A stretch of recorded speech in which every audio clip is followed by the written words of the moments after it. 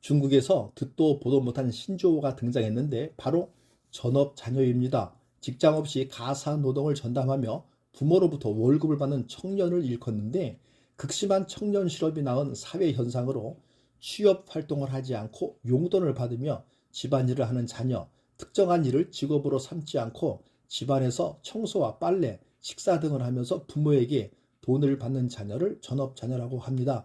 이 단어는 중국에서 처음 사용하기 시작한 신조어로 최악의 취업난을 기록하는 사회적 상황에서 나온 말입니다. 전업자녀는 부모로부터 받는 돈을 월급으로 간주하기 때문에 과거 캥거루족이라 불리던 사람들과 구별됩니다. 중국은 현재 청년 실업률이 연속 최고치를 기록하고 있습니다. 대학 졸업자 등 고학력 인력이 경제 활동에 참여하지 못하고 있어 사회 전반에 끼치는 손실이 큽니다. 중국뿐만 아니라 이탈리아, 한국 등에서도 비슷한 상황이 벌어지고 있습니다. 전업자녀 현상의 본질은 실업입니다. 오늘날 최악의 취업난으로 고통받는 청년들이 대세입니다. 부모가 월급을 주며 취업난에 허덕이는 전업자녀가 된 청년들이 너무 많아 사상 최악의 청년 실업률을 기록한 중국에서는 전업자녀라는 신조어가 생긴 것입니다. 직장이 없는 자녀가 요리와 청소덕을 전담하고 부모에게 월급을 받는다는 것입니다. 이들 대부분은 대학 졸업 후 부모 집에 얹혀 살면서 살림을 하고 매달 한화로 약 72만 원에서 100만 원 정도를 받습니다. 지난해 중국 도시근로자 월평균 임금 수준이 100만 원인 것을 보면 적지 않은 금액입니다. 올해 중국 대학생들은 1258만 명의 구직자와 경쟁해야 하는데 코로나 시기 기업들의 채용이 줄면서 재수, 삼수생들까지 취업전선에 뛰어들었습니다. 얼마 전 이탈리아에서는 부모가 자식을 집에서 나가라고, 즉 독립하라고 소송을 했다는 뉴스가 나왔습니다. 70대 어머니가 독립해서 나가라는데도 말을 듣지 않은 40대의 두 아들을 상대로 소송을 벌이는 것입니다. 물론 어머니의 승소로 끝났지만 이처럼 독립을 잊은 나이든 아기들이 많습니다. 쓸모없는, 쓸데없는 아기들이 많습니다. 어떻게 하면 자식한테 저런 말이 나올까요? 이탈리아에서 어머니가 퇴거 소송을 벌인 이유는 40대의 두 아들이 직업도 있으면서 어머니 집에 얹혀 살고 생활비 한 푼 안 내고 집안 살림, 설거지 등 아무것도 도와주지 않았고 어머니는 경제적으로나 두 아들을 뒤치다거리가 힘들다 하소연하고 독립할 것을 설득했으나 전혀 말을 듣지 않아 두 아들의 분노에서 법의 힘을 빌기로 했다는 것입니다. 요즘 이탈리아에서는 이런 외에 반보충이 소송이 많이 일어난다고 합니다. 전업 자녀들은 성인이 되어서도 부모에게 경제적으로 의존하는 사람들인 캥거루족과는 차이가 있다고 인식하고 있는데 이들은 집안에서 아무 일도 하지 않는 캥거루족과는 달리 가사 업무 등 부모의 요구를 따르는 조건으로 경제적 지원을 받는다고 여기기 때문입니다.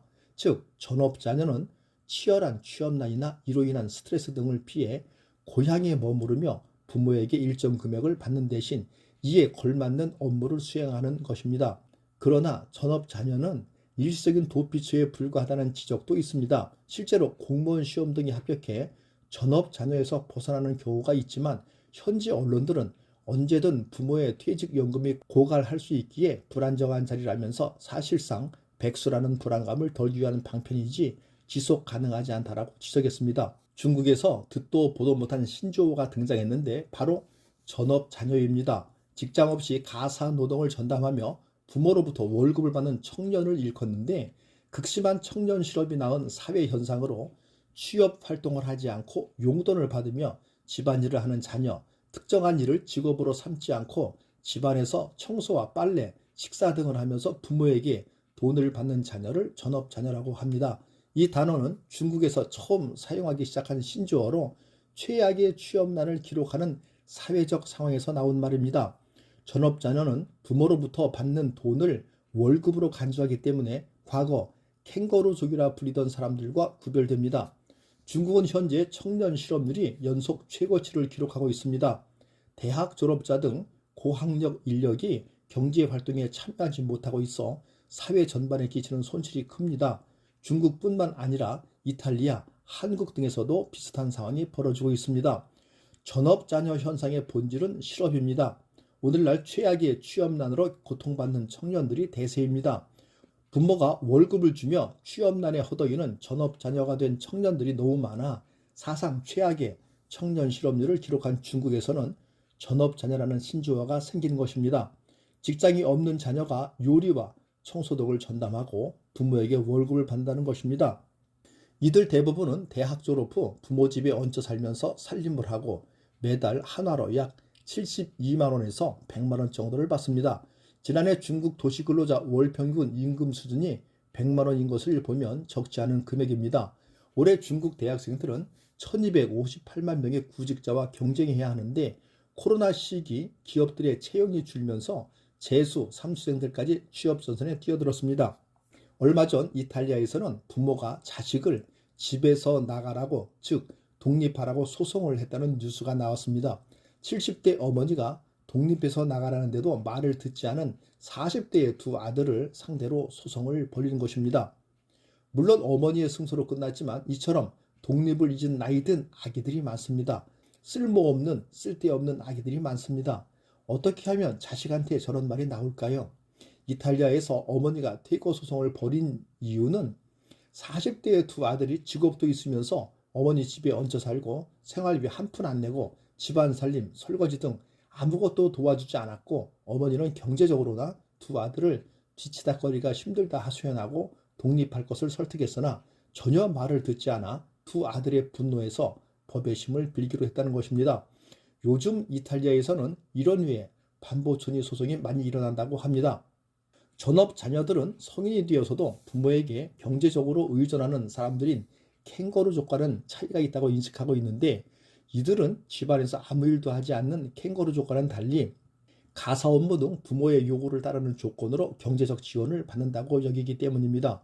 즉, 전업 자녀는 치열한 취업난이나 이로 인한 스트레스 등을 피해 고향에 머무르며 부모에게 일정 금액을 받는 대신 이에 걸맞는 업무를 수행하는 것입니다. 그러나 전업 자녀는 일시적인 도피처에 불과하다는 지적도 있습니다. 실제로 공무원 시험 등에 합격해 전업 자녀에서 벗어나는 경우가 있지만 현지 언론들은 언제든 부모의 퇴직연금이 고갈할 수 있기에 불안정한 자리라면서 사실상 백수라는 불안감을 덜기 위한 방편이지 지속 가능하지 않다라고 지적했습니다. 감사합니다. 굿라이프 인생 후반전의 마이스트로 닥터이였습니다.